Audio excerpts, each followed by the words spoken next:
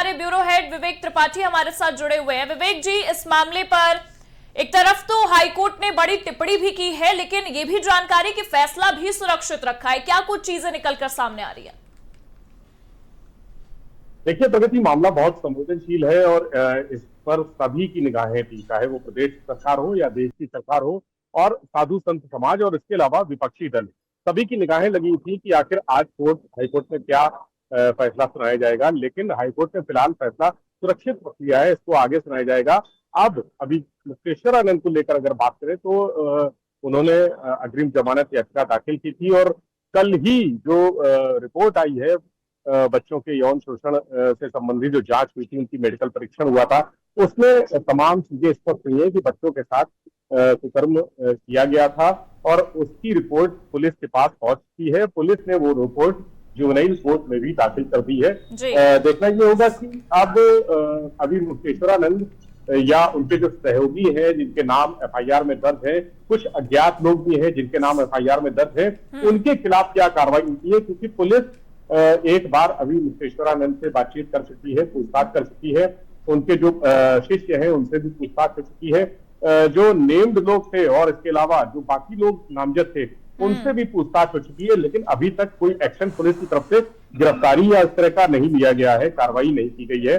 तो अब कोर्ट में मामला पेंडिंग था, आज सुनवाई होनी थी, हाईकोर्ट ने सुरक्षित रख दिया है फैसला क्या है ये किसी को अभी नहीं मालूम है। लेकिन आगे जब तक फैसला सुनाया जाएगा, उस दौरान इस अवधि में क्या कार्रवाई होगी पुलिस की, इस पर सभी की निगाहें टिकी हुई है कि क्या अभी मुक्तेश्वरानंद या उनके शिष्य जो आरोपी हैं इस मामले में, मुकुंदानंद, या फिर और लोग जो भी नामजद हैं, उनके खिलाफ क्या गिरफ्तारी की कार्रवाई भी हो सकती है।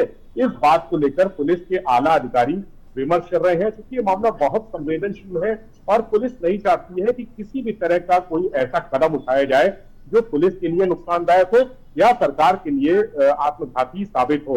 इस पर सभी की निगाहें हैं और अभी मुक्तेश्वरानंद को लेकर राजनीति भी हो रही है, तमाम चीजें सामने आ रही हैं, तमाम बयान सामने आ रहे हैं, पक्ष और विपक्ष दोनों तरफ से। आशुतोष ब्रह्मचारी अपना जो बयान है उनका वो अपने बयान पे कायम है। अभी मुक्तेश्वरानंद बहुत कॉन्फिडेंट नजर आ रहे हैं कि वो किसी भी तरह से जो आरोप है। बिल्कुल विवेक जी, हम सुन लेते हैं अभी मुक्तेश्वरानंद का भी बयान सामने आ रहा है, वो क्या कुछ कह रहे हैं इस मामले पर, पहले वो दर्शकों को सुना देते हैं। पहले वकील से पूछता हूं।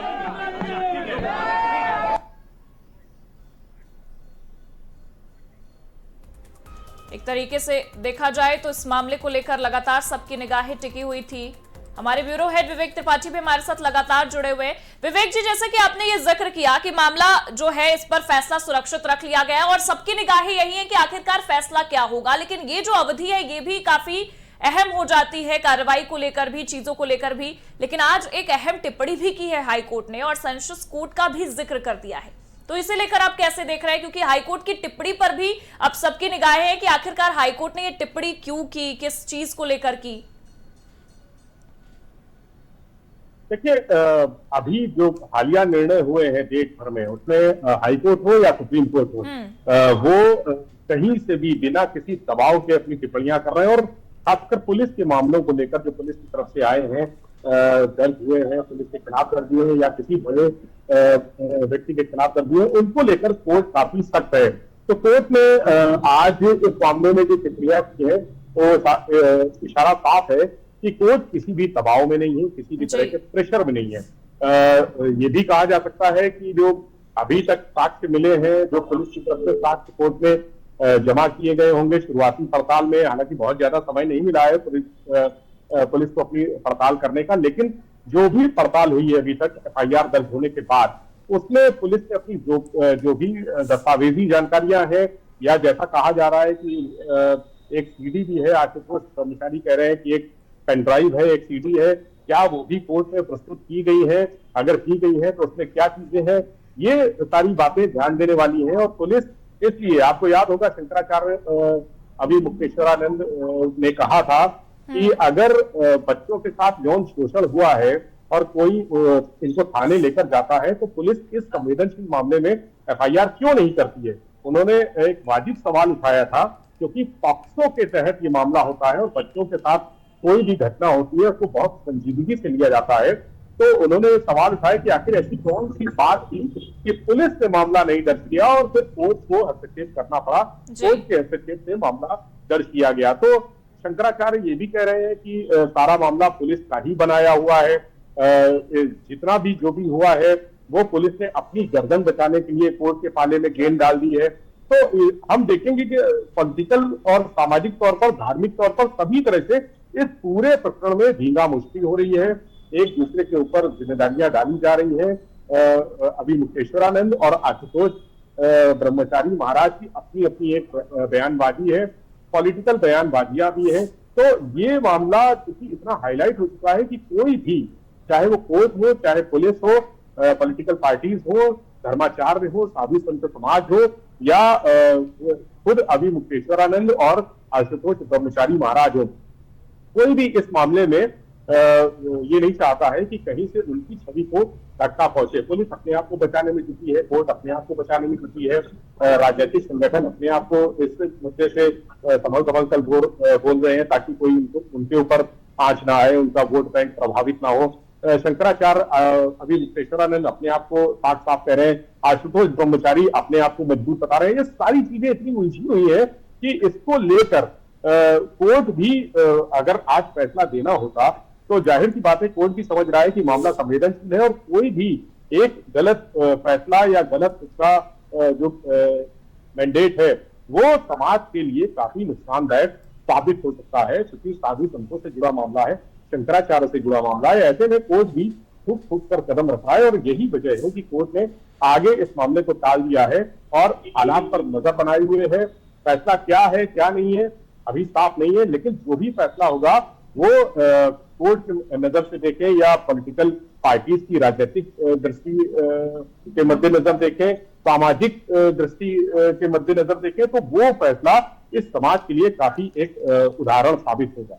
बिल्कुल, एक तरीके से कह सकते हैं कि अब इस फैसले को लेकर ही सबकी निगाहें हैं और ये उम्मीद भी है कि कोर्ट ने बहुत सारी चीजों को सोच समझ कर फैसला लिया होगा इस मामले में। इसलिए जो है वो ये विश्वास करने के योग्य नहीं है। जो व्यक्ति जो है वो इनामी है 25,000 के, उन्होंने ये सब आरोप लगाया है और मेडिकल रिपोर्ट में कुछ नहीं आया है। मेडिकल रिपोर्ट में 1-1.25 महीने के बाद कोई मेडिकल रिपोर्ट होती है तो उसमें ऐसा कुछ नहीं आता है और वहाँ पर जो इंक्वायरी रिपोर्ट है उसमें लिखा है जो प्रचार दुष्प्रचार किया जाता है, वहाँ बच्चों ने ये नहीं कहा है कि उनके साथ जो है वो कोई अन्य प्रकार से कृत्य हुआ है। उन्होंने कहा है कि उनके माने मुंह के पास जो है वो अशोभनीय कार्य स्पर्श किया गया, तो उसको जो है हम लोगों ने ये कहा कि अगर ये सही भी मान लिया जाए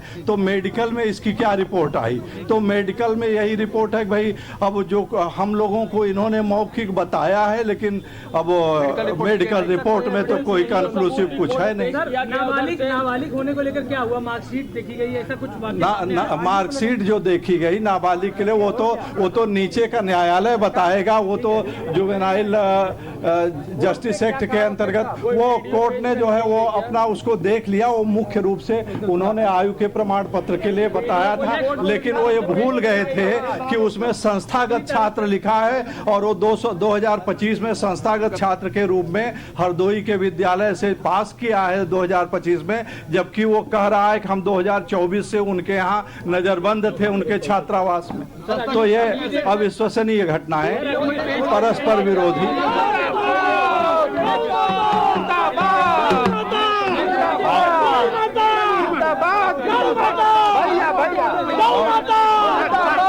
इस मामले को लेकर कई तरह से चीजें निकलकर सामने आ रही हैं, लेकिन हाईकोर्ट ने जिस तरीके से आज फैसला सुरक्षित रख लिया है तो ये भी जानना बेहद जरूरी हो जाएगा कि इस अवधि में क्या कुछ चीजें निकलकर सामने आती है, क्योंकि यौन शोषण का एक बड़ा आरोप लगता नजर आया अभिमुक्तेश्वरानंद और उनके शिष्य के ऊपर। इस मामले को लेकर लगातार बयानबाजियों का दौर भी आपने देखा, राजनीतिक स्तर पर चीजें पहुंच गई और ये मामला और भी ज्यादा तूल पकड़ता नजर आया। हमारे ब्यूरो हेड विवेक त्रिपाठी लगातार हमारे साथ इस मामले को लेकर बने हुए हैं। विवेक जी, एक तरीके से देखा जाए तो ये मामला और भी ज्यादा इसलिए भी दिलचस्प हो जाता है क्योंकि शंकराचार्य एक बड़ा पद जो संत महात्माओं का उन्हें आदर सम्मान मिलता है और उनपे इस तरीके का आरोप लगना, राजनीतिक स्तर पर चीजें सामने है, लेकिन एक उनके भी जिस तरीके से बयान निकलकर सामने आ रहे हैं उससे ये भी लग रहा है कि वो भी इसे राजनीतिक तौर पर कह रहे हैं कि उन्हें फंसाने की कोशिश की जा रही है, उन पर ये गलत तरीके से इल्जाम लगाए जा रहे हैं और लगातार वो बयान देते भी नजर आए मीडिया के सामने इस तरीके के। ये बिल्कुल पहले दिन से ही जब माघ मेले में उनको रोका गया था, स्नान करने जा रहे थे, जब रोका गया था तब भी उन्होंने कहा था कि ये ठीक नहीं है। और उसके बाद जिस तरह से हट योग हुआ, योगी आदित्यनाथ अपनी बात पर अड़े रहे, शंकराचार्य धरने पर बैठे रहे, लेकिन उन्होंने ना ही उनको माफी मांगी और ना ही उनको स्नान करने के लिए एक रास्ता दिया। ये कहा जा रहा है कि दोनों अपनी अपनी हट पर थे और उसके बाद ये पॉलिटिकल पूरा जो इसको कहे ड्रामा, तो ये ड्रामा शुरू हुआ। शंकराचार्य का कहना है कि वो गौ सेवा के मामले को उठा रहे हैं और सरकार जो है वो इस मामले में बहुत ज्यादा एक्टिव नहीं हो, ऐसे में उनके खिलाफ इस तरह की कार्रवाइयां की जा रही हैं। हालांकि शंकराचार्य के बयान काफी अभी मुक्तेश्वरानंद के बयान काफी विवादित रहे हैं, लेकिन सनातन धर्म में अगर देखें तो उनको एक ओहदा प्राप्त है और लाखों फॉलोअर्स भी हैं उनके। तो ऐसे में शंकराचार्य से सीधे इस तरह का जो विवाद है, मोर्चा है, वो खोलना नुकसानदायक तो रहेगा ही। जो राजनीतिक पंडित है वो कहते हैं, लेकिन अब ये मुद्दा उससे कहीं आगे बढ़ चुका है और किसी भी तरह से शंकराचार्य अभी मुक्तेश्वरानंद भी अपने हट से पीछे हटने को तैयार नहीं है। चाहे वो डिप्टी सीएम का कहना हो कि वो हमारे पूजनीय है, हमारे भगवान है और हम उनसे निवेदन करते हैं कि वो जाकर स्नान करें, हम उनसे माफी भी मांगते हैं, ये भी उन्होंने कहा था। लेकिन उसके बाद भी शंकराचार्य ने अपना हठ योग नहीं छोड़ा। ब्रजेश पाठक ने भी, डिप्टी सीएम दूसरे, उन्होंने भी जो वहां बटुकों का अपमान हुआ था, उनकी शिखा पकड़कर खींची गई थी, तो उसको लेकर भी बटुकों का सम्मान किया। लेकिन उसके बाद भी शंकराचार्य किसी भी तरह से झुकने को तैयार नहीं है और इस मामले को बिल्कुल टक्कर लेने के मोड में आ गए हैं। और ये मुद्दा लंबे समय से चल रहा है। मुख्यमंत्री अगर सदन में इस मामले में बयान न देते तो शायद ये खत्म हो जाता, लेकिन अब ये मुद्दा और भी तूल पकड़ चुका है और ये समाज के लिए और राजनीति के लिए, दोनों के लिए ही एक बड़ा विषय बन चुका है। हर गली चौराहे पर इस पर चर्चा होती है, हर राजनीतिक गलियारे में चर्चा होती है। तो दोनों का ही हठयोग है। इस हठयोग को कैसे पार पाया जाएगा, इससे ये बिल्कुल ठीक कहा, क्योंकि जिस तरीके से चीजें सामने आ रही हैं। 700 एक्ट में हुई थी, गिरफ्तारी किया जाना जरूरी है कि नहीं है, लेकिन कोर्ट ने इस बात को पाया कि जिस मेलाफाइड इंटेंशन से एफआईआर किया गया है, जो वर्जन आया है, कंट्राडिक्टरी वर्जन आया है, उसको देखते हुए हाईकोर्ट ने तत्काल गिरफ्तारी पर रोक लगा दी है। ये अंतरिम राहत दिया है शंकराचार्य जी को और ये हाईकोर्ट ने जो फैसला दिया अभी फिलहाल काउंटर मांगा है और उसके जवाब आने के पास अंतिम फैसला होगा, लेकिन फिलहाल गिरफ्तारी पर रोक लगा दिया है। मैं दूसरे पक्ष का जवाब इंतजार करेगी कोर्ट की क्या आता है या फिर इस पे क्या? जी बिल्कुल दूसरे एक तरीके से देखा जाए तो ये मामला बहुत ज्यादा तूल पकड़ता नजर आया, लेकिन अब हाईकोर्ट के इस फैसला सुरक्षित रखने के बाद भी इस मामले के दो पहलू दिख रहे हैं, क्योंकि एक तरफ अंतरिम राहत मिल गई है और दूसरी तरफ इस अवधि पर भी सबकी नजर रहेगी।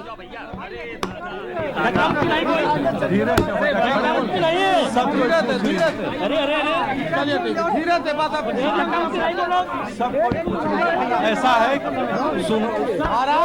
न्याय की जीत हुई है और न्याय की जीत हुई है, न्याय की। माननीय न्यायमूर्ति ने गिरफ्तारी पर रोक लगा दी है और पूरी सुनवाई पूरी कर ली है। उन्होंने फैसले को भी सुरक्षित रख लिया। क्या सर न्याय की जीत हुई है? आप क्या आप आए आगे बढ़े भैया, आप आगे बढ़े।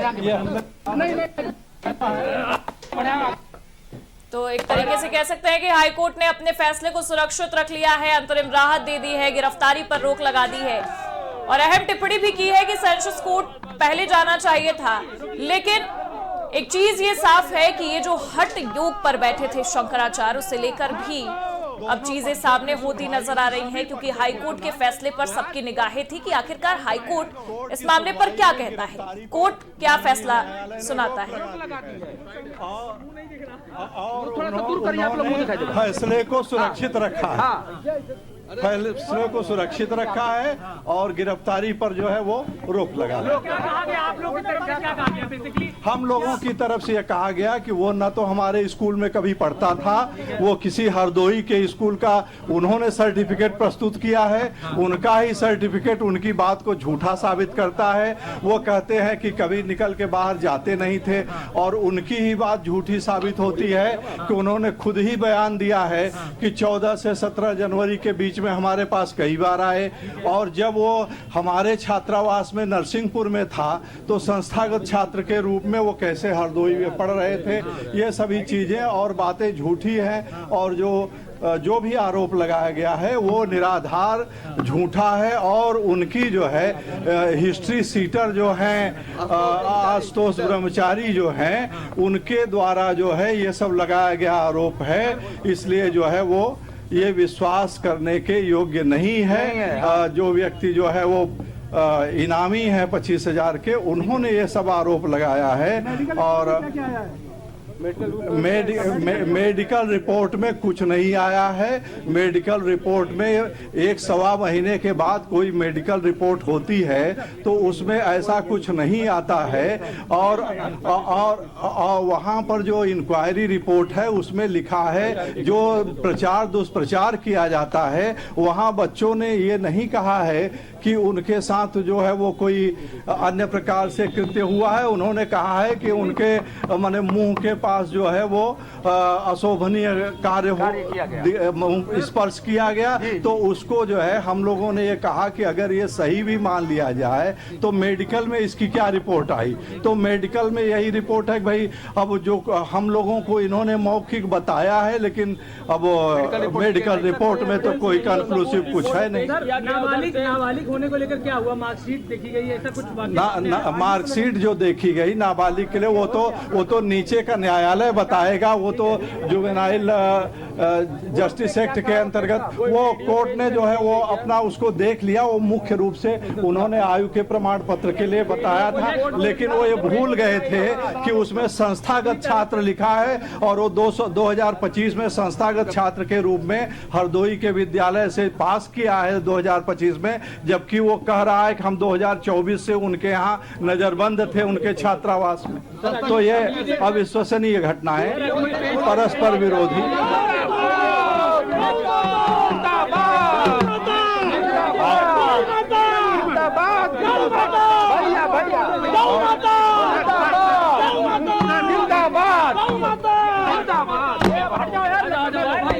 उन्होंने कहा पहला उनका ये प्राथमिक ऑब्जेक्शन था, उस पर हम लोगों ने कई जजमेंट दिए कि कोर्ट ने ये कहा है कि अगर जो है एक से स्पेशल सर्कमस्टांसेज है तो सीधे हाई कोर्ट में जा सकते हैं और स्पेशल सर्कमस्टांसेज में हमने एक ये बताया कि जो जज साहब हैं जो ये मामला देख रहे हैं उनकी दो भूमिका है। एक मजिस्ट्रेट के रूप में उन्होंने FIR दर्ज करने का ऑर्डर दिया है और एक जज के रूप में स्पेशल जज के रूप में वो ट्रायल करेंगे। तो एक ही आदमी दो भूमिका में है तो एक भूमिका में जब वो ऑर्डर पास कर दिया है तो दूसरी भूमिका में हम उनके पास क्यों जाएं? गिरफ्तारी का क्या है मतलब? नहीं होगा, रोक लगेगी। नेक्स्ट हियरिंग कुछ नहीं, हियरिंग पूरी होगी। तो सुन सकते हैं आप, इस मामले पर हियरिंग भी पूरी हो गई है और जिस तरीके से हाई कोर्ट ने अपना फैसला सुरक्षित रखा है। एडिशनल एडवोकेट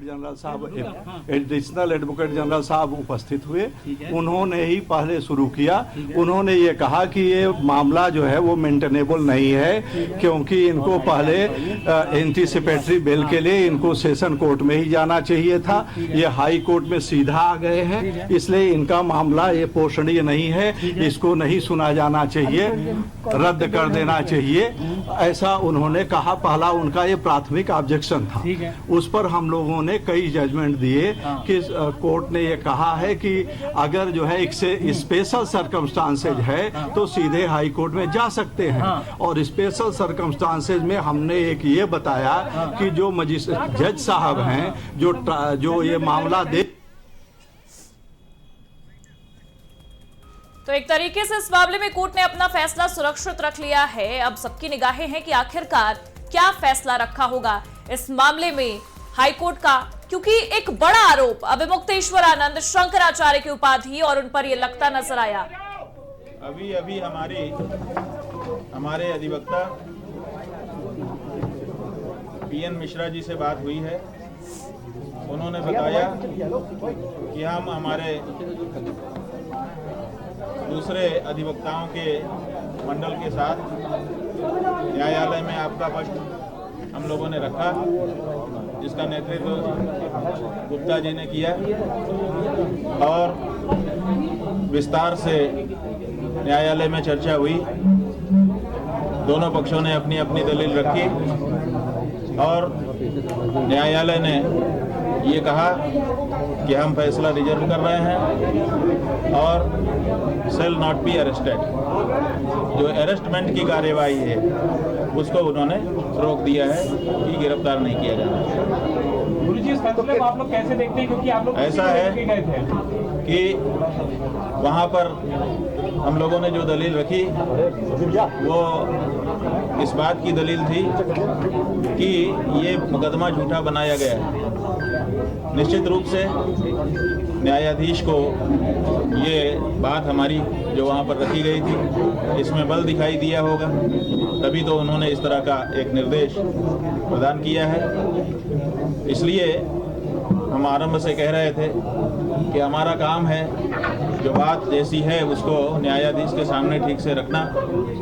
हम लोगों ने रखा और आप देखिए कि न्यायाधीश ने जो वर्डिक्ट दी है, जो एक आदेश पारित किया है, उससे ये पता चलता है कि वो समझ रहे हैं कि इस मामले को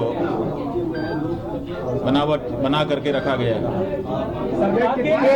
जिन्होंने आरोप लगाया था उनके लिए कितना करारा तमाचा होगा ये इस तरीके से कोर्ट का? देखिए, तमाचा वमाचा की बात हम नहीं करेंगे। हम तो ये कहेंगे कि हम लोगों ने वहाँ पर अपनी बात रखी, न्यायाधीश ने उसको सुना, सुन करके समझा उसकी प्रकृति को। अब वो जो उनका विस्तृत निर्णय आएगा उसमें वो अपना दोनों पक्षों की बात और अपनी बात कहेंगे, उसमें हम लोग फिर विश्लेषण करेंगे। गुरुजी, एक बड़ी बात ये कही गई है सरकार के जो एएजी होते हैं, एडिशनल एडवोकेट जनरल, उन्होंने कहा अपनी बात में अपनी तरफ से ये पक्ष रखा कि वो दोनों बटुक कभी भी इस आश्रम में नहीं रहे हैं। ये स्टेटमेंट कितना बड़ा मानते हैं? हम लोग खुद माना इस बात को। अच्छा, उन्होंने इस बात को माना? नहीं रहे। देखिए, अभी तक जितना बड़ा प्रचार किया जा रहा था कि आश्रम में बटुकों का शोषण, गुरुकुल में बटुकों का शोषण और इनके यहाँ ये होता है, ये जो बात चलाई जा रही थी उसको तो जो एजी हैं उन्होंने ही समाप्त कर दिया। उन्होंने ये कह दिया कि इस आश्रम में ये बटुक नहीं रहे। हम लोग पहले से कह रहे थे कि हमारे यहाँ वो नहीं रहे। आज वो बात जनता के सामने साफ साफ प्रमाणित हो गई। तो ऐसी परिस्थिति में जो कहानी बनाई गई थी वो तो पूरी तरह से ध्वस्त हो गई। गुरुजी, ये भी कहा गया वो तो बच्चे वो हरदोई में संस्थागत छात्र रहे हैं, वो परीक्षा दे रहे हैं अभी। गुरुजी, कोर्ट ने ये भी कहा जुबिनल में क्यों नहीं है वो जो आरोपी है, कस्टडी में हाई कोर्ट ने ये कहा है कि जो उनके अंडर में है ब्रह्मचारी के, वहाँ से जुवेनाइल कोर्ट जो है बच्चों को उनके कस्टडी में दिया जाए। ये देखिए, ये आज जो हाई कोर्ट ने कहा है यही कार्यवाही पहले दिन से थाने में जब वो गए थे सूचना लेके वहाँ होनी चाहिए थी। जब वो एसपी और उससे ऊपर के रैंक के अधिकारियों को ईमेल आदि कर रहे थे तो वहाँ से ये डायरेक्शन आना चाहिए था कि पहले बच्चे को जुवेनाइल में भेजो, मेडिकल कराओ आदि आदि। और उसके बाद जब वो कोर्ट में गए थे तो कोर्ट को भी ये कहना चाहिए था कि बच्चों की कस्टडी उचित संस्था को प्रदान की जाए ताकि उनका संरक्षण हो और उनका दुरुपयोग न किया जा सके। लेकिन हाई कोर्ट तक जाते जाते ये नहीं हुआ। जो कोर्ट ने आज निर्णय किया है उसमें ये बात आई है कि अगर ऐसा कोई अपराध हुआ है तो उसका जो प्रोसीजर है उसको ठीक से करना चाहिए। जो प्रथम दृष्टया आप सब लोगों के माध्यम से हमको जानकारी दी जा रही है उसके आधार पर हम ये बात कह रहे हैं कि आज कम से कम उन बच्चों को सही कस्टडी देने की बात कही गई। इसके पहले तो कस्टडी की बात ही नहीं थी। इसके पहले तो केवल हवाई एक किला बना दिया गया था और शंकराचार्य जैसी संस्था को बदनाम करने के लिए तरह तरह की कहानियां गढ़ दी गई। तो आज कम से कम एक सही प्रोसीजर जो एक पॉक्सो कोर्ट का होना चाहिए वो उसका एक अक्स दिखा है। बाकी तो आगे और प्रकरण आएंगे तो आपको न्याय की उम्मीद जगी है आज? नहीं, न्याय की उम्मीद सदा से हम लोगों को थी, लेकिन जो परिस्थितियां हैं ऐसी हो गई हैं कि अपने भाई पे लोग भरोसा नहीं कर पा रहे हैं कि कब क्या हो जाएगा। इसलिए कहना कठिन था, लेकिन हम लोग इसीलिए अपनी बात न्यायाधीश के सामने कहने के लिए तैयार थे कि कहीं से तो हमने आपको दोपहर में बताया था कि देखिए सारा अमला एक तरफ से भ्रष्ट नहीं हो सकता, सब लोग एक तरफ से किसी के कब्जे में नहीं हो सकते। इसलिए कहीं ना कोई तो होगा जिसके अंदर धर्म जागृत होगा, कहीं तो कोई होगा जिसके अंदर न्याय जागृत होगा, कहीं तो कोई होगा जो सही और गलत को रेखांकित करके परिभाषित करेगा। तो कहीं ना कोई होता है। इसलिए अपना संघर्ष जारी रखना चाहिए और कहीं पर थोड़ी बहुत इधर उधर बात आ जाए तो उतने से घबराना नहीं चाहिए। आप देखिए पूरे देश का जो हिंदू समुदाय है वो बहुत आहत था कि ये क्या हो रहा है। लोगों के मन में तरह तरह की आशंका कुशंका पैदा होने लगी थी। ऐसा लगने लगा था कि हमारे गुरु ने कुछ गड़बड़ी की है। आज कम से कम प्राइमा फेसी ही सही, प्रथम दृष्टया ही सही, कम से कम ये बात न्यायालय के माध्यम से देश की जनता को, हिंदुओं को और जो भी सच्चे न्याय के पक्षधर लोग हैं, चाहे वो दूसरे भी धर्मों में क्यों ना हो, कम से कम उनको पता तो चला है कि नहीं, कहीं ना कहीं सुनवाई होती है और कहीं ना कहीं न्याय होता है। गुरुजी मानी जाएगी कि पहली ये जीत जो है आप जो कहते आ रहे हैं, जो चीज आपने कही थी, पहली बात तो आपने ये कहा था कि फिल्म ले जाने चाहिए बच्चों का, दूसरी आपने कहा कि कभी भी बटुक यहाँ पर आए नहीं, उन दोनों बातों पर आज मोहर लगी। आज जो है बिल्कुल सही है आपका कहना।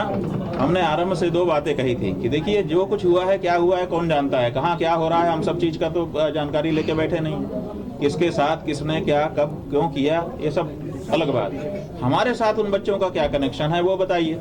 तो आज न्यायालय में जो सरकारी वकील हैं उन्होंने ही खड़े होकर के कह दिया कि नहीं, ये बच्चे वहाँ पढ़ते लिखते नहीं है, इनसे वहाँ लेना देना नहीं है। तो एक बात साफ हो गई। और दूसरी बात, हमने शुरू से कहा था कि पॉक्सो एक्ट लगाया गया है और पॉक्सो एक्ट कहता है कि तत्काल अगर किसी माइनर के साथ कोई मिसहैपनिंग हुई है तो तत्काल बच्चों को सही कस्टडी में दिया जाए। और ये हिस्ट्री सीटर की कस्टडी में कैसे बच्चे रह रहे हैं, तो आज उसका भी जवाब कम से कम मिला है। जब न्यायाधीश ने पूछा कि बच्चे कहाँ हैं, जवाब नहीं दे पाए, कह रहे हैं कि परीक्षा दे रहे हैं बच्चे, रेगुलर परीक्षा दे रहे हैं। तो ये जो बात है, हरदोई के कोई हरदोई जिला है, उस जिले के किसी विद्यालय में संस्थागत छात्र होकर के वो परीक्षा दे रहे हैं और कहानी बनाई जा रही है कि हमारे आश्रम में हमारे साथ रह रहे हैं और हम उनको बात नहीं करने दे रहे हैं किसी से।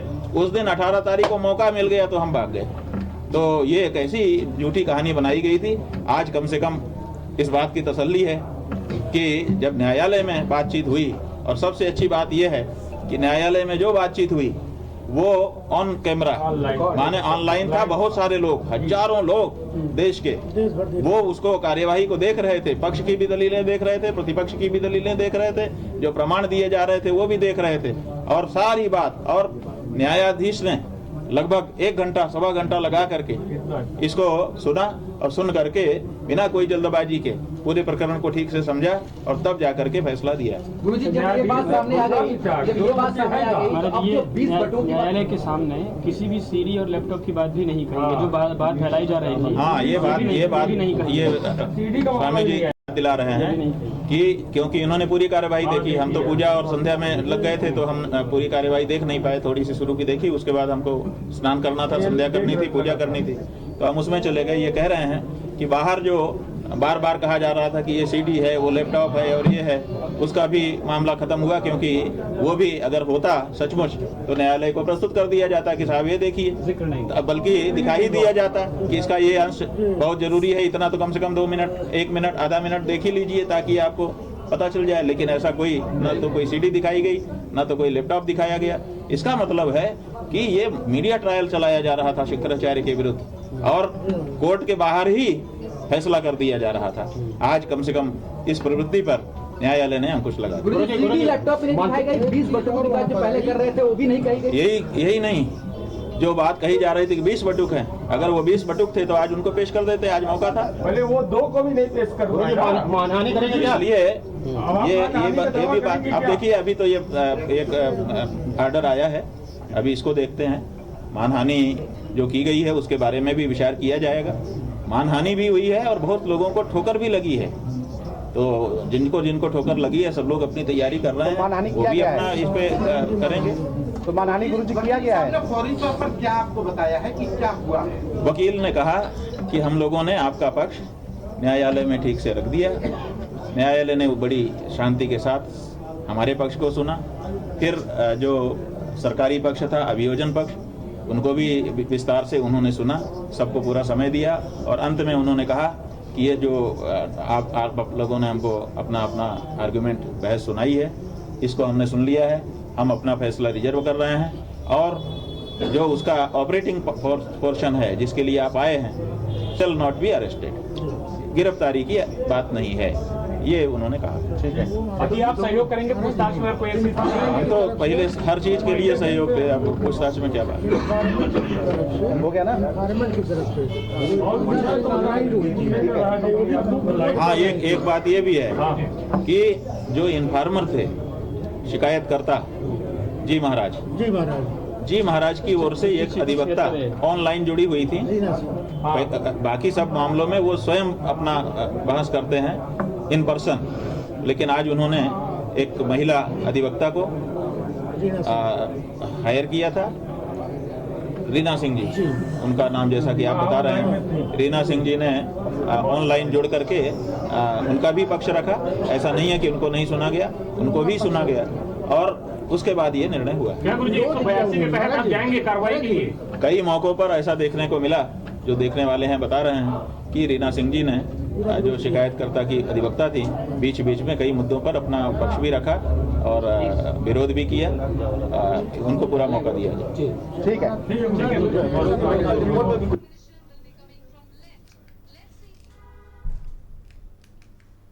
तो एक तरीके से देखा जाए तो इस मामले को लेकर लगातार अब सबकी निगाहें उसी फैसले पर टिकी हुई है। हालांकि शंकराचार्य विमुक्तेश्वरानंद ने भी कोर्ट की तारीफ की है और ये भी कहा कि जिस तरीके से इस मामले में सच्चाई को लेकर सारी चीजें, कार्रवाई हुई, सुनवाई हुई और गिरफ्तारी पर भी रोक लगा दिया गया। हालांकि फैसला अभी भी सुरक्षित है और ये देखना भी दिलचस्प होगा कि क्या कुछ फैसले में निकलकर सामने आता है। फिलहाल के लिए इस बुलेटिन में बस इतना ही। देश और दुनिया की तमाम बड़ी खबरों के लिए आप देखते रहिए आज की खबर।